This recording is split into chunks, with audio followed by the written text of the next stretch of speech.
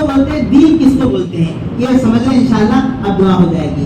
دنیا اور دین کیا فرق ہے, دنیا کس کو کہتے ہیں اور دین کس کو کہتے ہیں. دیکھو ادھر وہ دنیا کمانے کا نام دنیا نہیں ہے, بیپار کرنے کا نام دنیا نہیں ہے, نوکری کرنے کا نام دنیا نہیں ہے. اگر یہ دنیا ہوتی بزرگوں, ہمارے اللہ نے ہم کو حکم دیا ہے حلال روزی کماؤ, حلال روزی کماؤ. بعض مرتبہ حدیث میں ہے کوئی بندہ محنت کرنے کے لیے حلال روزی کے لیے جاتا ہے, اللہ اسے اللہ کے راستے میں جنگ کرنے والے کے برابر ثواب دیتے ہیں. سبحان اللہ, اتنا بڑا وعدہ ہے.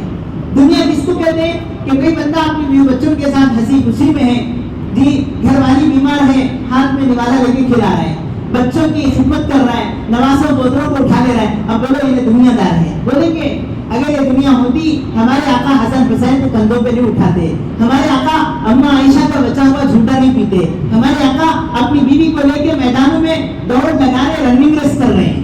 بیوی کے ساتھ رہنا دنیا ہوتی تو کبھی نہیں کرتے اللہ کے نبی.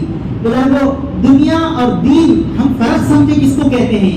یہ سب چیزیں دین ہیں اگر ہماری نیت اچھی ہو کہ آپ گھر میں رہیں, اچھے رہیں, بچوں کے ساتھ رہیں. ہمارے بڑے بڑے اللہ والے اور رات کی عبادت کرنے والے خود اللہ کے نبی صلی اللہ علیہ وسلم کے بارے میں آپ گھر میں جا رہے ہیں, مسکرا رہے ہیں, سلام کر رہے ہیں, اور کبھی اماں عائشہ کے رضی اللہ عنہ کے ساتھ جی آٹا ملا کے دے رہے ہیں, بکری کا دودھ نکھار رہے ہیں, گھر میں جھاڑو دے رہے ہیں, بیوی کا ساتھ دے رہے ہیں. تو کیسی دنیا کہیں گے؟ نہ ادھر کو یہ بھی دین ہے, اس پہ بھی اللہ راضی ہوں گے. اللہ کے نبی صلی اللہ علیہ وسلم کی شریعت ہے یہ, پیارے نبی نے اس کو کر کے دکھایا ہے.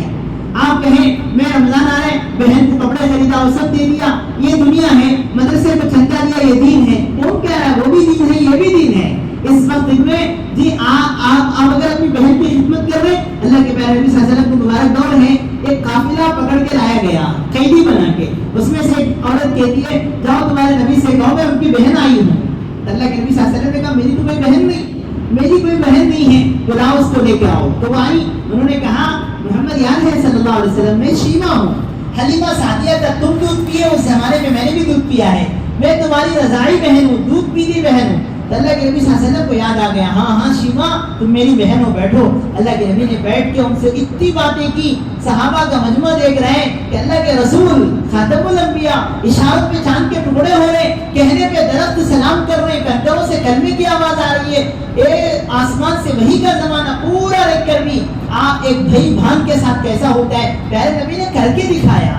شیما سے کہا شیما اگر رہنا چاہتی ہو مدینے میں گھر دلاؤں گا, جانا چاہتی ہے تو رخصت کرنے مدینے کے باہر تک آؤں گا.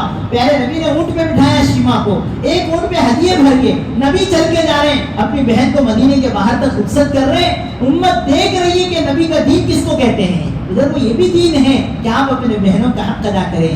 ادھر کو کوئی ماں بیمار ہے اور ادھر ہسپتال میں ہے, ساتھی کہتے ہیں کہ ادھر تو جانتے ہیں مجھے اس وقت میں نماز کا تقاضا میں جاتی ہوں, تو میں اس وقت کا دین یہ ہے ماں کی خدمت کرو, گودی دو, ان کے پیر دباؤ, تمہیں جماعت کی نماز معاف ہے, اسی جگہ میں نماز پڑھو.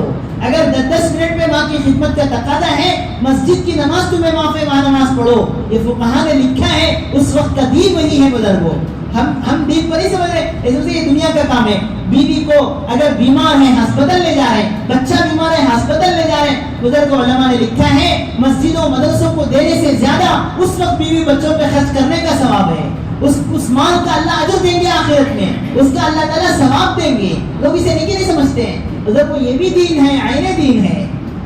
عجیب ہے, ہمارے بزرگوں میں تھانوی علیہ الرحمٰن نے دین کو بڑا اچھا سمجھایا ہے. ایک مرتبہ حضرت مسجد میں تھے, غالباً فجر کی سنت پڑھ رہے تھے, اچانک آواز آئی کہ امی جان گر گئی ہیں, ماں جی گر گئی ہیں. حضرت تھانوی نے رکعت توڑ دی, نماز چھوڑ دیا. حضرت کی بیوی گری تھی گھر پہ, تو جلدی گئے, گھر والی کو سنبھالا, بٹھایا, پانی پلایا, کیسی حالت, طبیعت ٹھیک ہے, کچھ تکلیف تو نہیں ہوئی, پوری طرح. جب بیوی بولی کہ مجھے آرام ہے, آپ جاؤ, تو حضرت تھانوی نے مسجد میں تو سب ایسا دیکھ رہے ہیں, ایسا دیکھ رہے ہیں. حضرت نے کہا آپ کہو گے کہ مولانا کو بیوی کی کتنی محبت ہے, تو رکعت توڑ کے چلے گئے.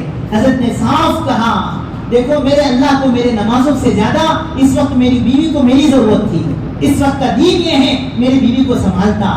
حضرت نے صاف سمجھایا اس وقت کے دین کا تقاضا یہ تھا کہ میں میری گھر والی کا حق ادا کرتا, اس پر مجھے نفل نمازوں سے زیادہ ثواب ملے گا. حضرت تھانوی مجدد ملت ہے, حضرت نے یہ باتیں سمجھائی ہیں. اس لیے بزرگوں یہ دنیا نہیں ہے.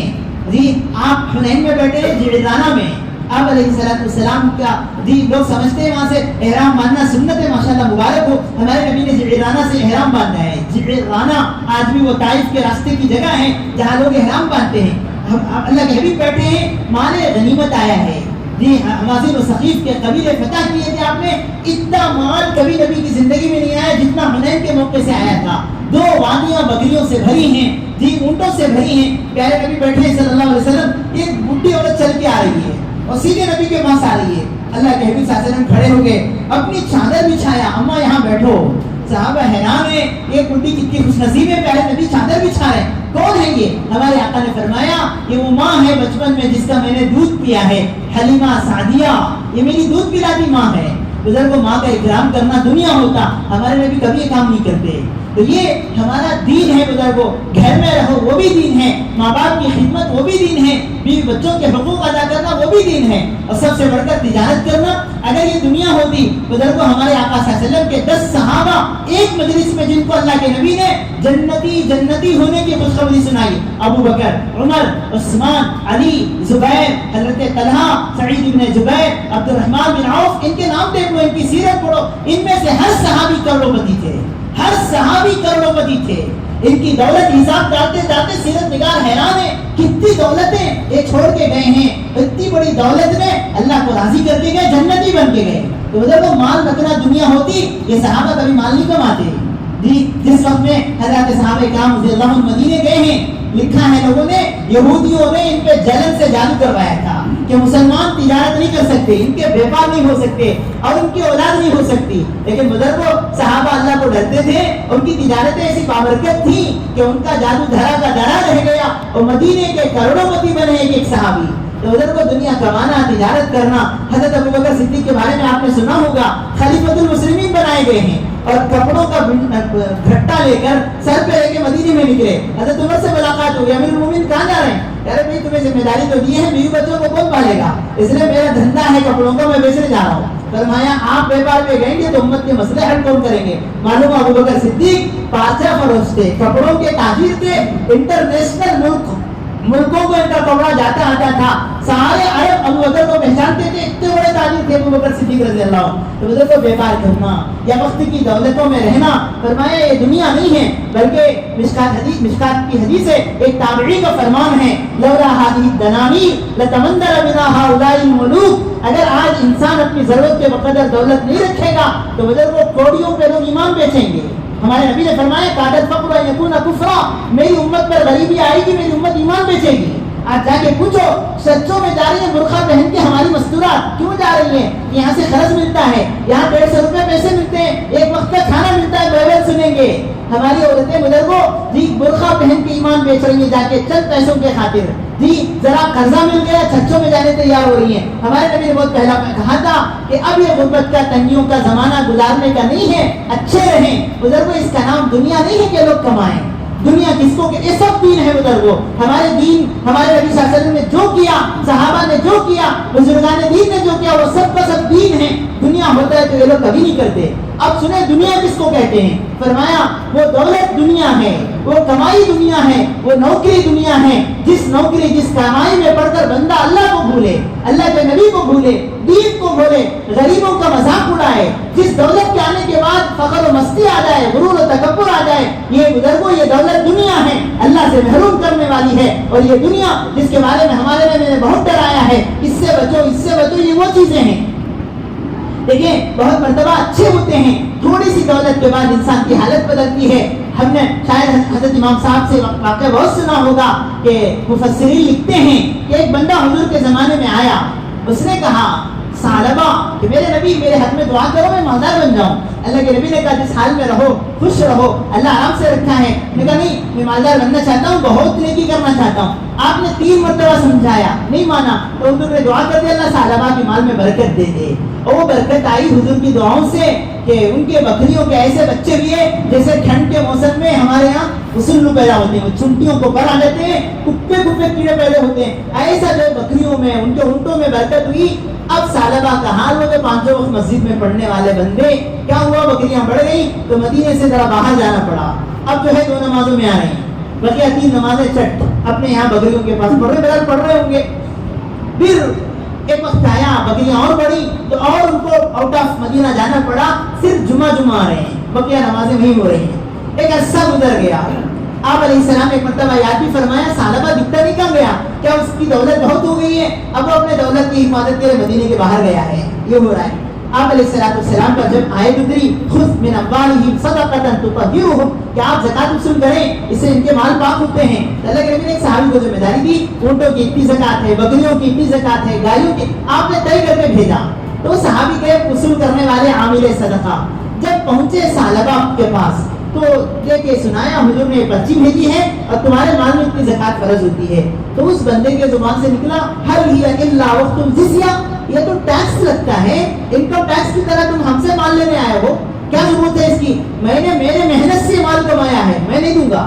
سبحان اللہ، حضور مانگے ہیں، زکات تو حکم اللہ کے نبی نے دیا ہے ان سے لینے کے لیے، وہ کہہ رہے ہل وقت الجزیہ۔ تو صحابی کہ تم جانے، انہوں نے کہا کہ ذرا سوچ کے بولتا ہوں، جا کے آؤ، سامنے جا کے آؤ، جیسے آج کل لوگ بولتے ہیں مدرسے والے دکان پہ صبح صبح آگے کہہ دی کیا بھی نہیں ہے، کیا بھونی نہیں دی، سامنے جا کے آؤ۔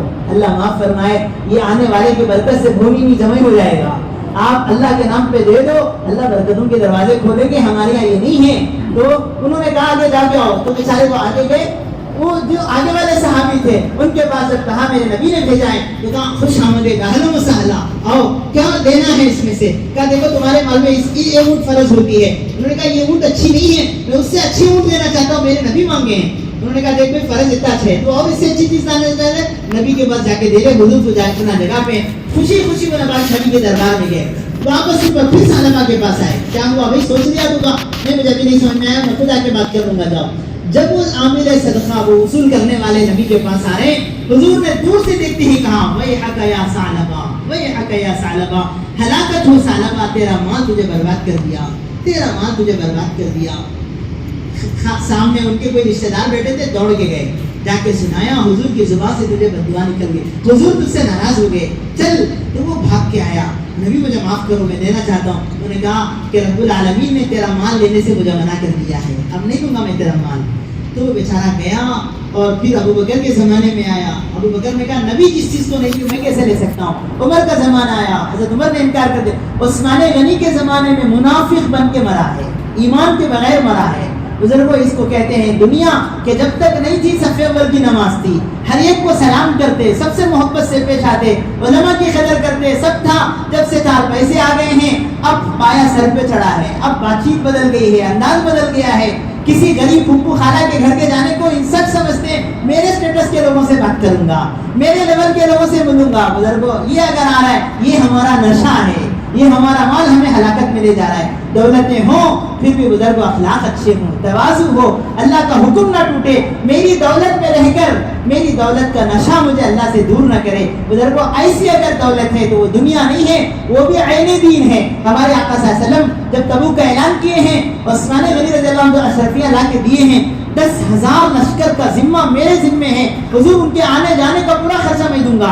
حدیث میں ہے اللہ کے نبی عثمان کا مال لے کے کبھی ایسا ڈال رہے ہیں کبھی ایسا ڈال رہے ہیں، آپ فرما رہے ہیں ما علی عثمان ما عمل بعد هذا، عثمان آج کی تیری نیکی تیرا دولت کا دینا اللہ کو اتنا پسند آیا ہے، آج کے بعد تو بخشایا ہے، اس کے بعد تو جو بھی کرے اللہ تیری پکڑ نہیں کریں گے۔ عثمان کا مال عثمان کو جنت میں لے جا رہا ہے، ابو بکر کا مال ابو بکر کو حضور سے دعائیں دلوا رہا ہے، تو ادھر کو ہمارا مال بھی ہمیں دین سے قریب کرے، ہمیں اللہ سے قریب کرے۔ تو یہ مال دنیا نہیں ہے، یہ بھی عین دین ہے، اس کی آج ضرورت بھی ہے۔ اللہ ہم سب کو توفیق عطا فرمائے۔ تو دین اور دنیا کوئی الگ چیز نہیں ہے، اگر ہماری نیت اچھی ہو تو بزرگوں ہمارا بیپار کے لیے جانا، ہمارا کاروبار کرنا، نوکری کرنا سب دین ہے بزرگوں۔ باقی اس میں دین اللہ کو ڈر کے کریں، ڈنڈی جی ہم تو رازو تول رہے ہیں، نبی کو اللہ کو ڈر کے تولے کہ اللہ اس میں کمی بیشی نہ ہو۔ اگر آپ نوکری پہ بیٹھے ہیں، آپ کی دستخط حلال ہو، پاکیزہ ہو، کوئی غلط چیز پر، جھوٹی چیز پر، کسی ناحق چیز پر میری دستخط ہو جائے، اللہ کے سامنے مجھے جواب دینا پڑے گا۔ میرا ایک ایک کام لکھا جا رہا ہے، میری یہ نوکری مجھے یا تو جنت میں لے جائے گی یا دوزخ میں لے جائے گی۔ اللہ کرے میری یہ نوکری سب کے لیے کام آئے اور میرے اللہ سے قریب کرنے والی میری نوکری بنے۔ بزرگوں ایسی چیزیں بنائیں انشاءاللہ، تو پھر انشاءاللہ ہماری یہ دنیا بھی اللہ سے نزدیک کرنے والی بنے گی۔ اللہ ہم سب کو توفیق عطا فرمائے۔ جی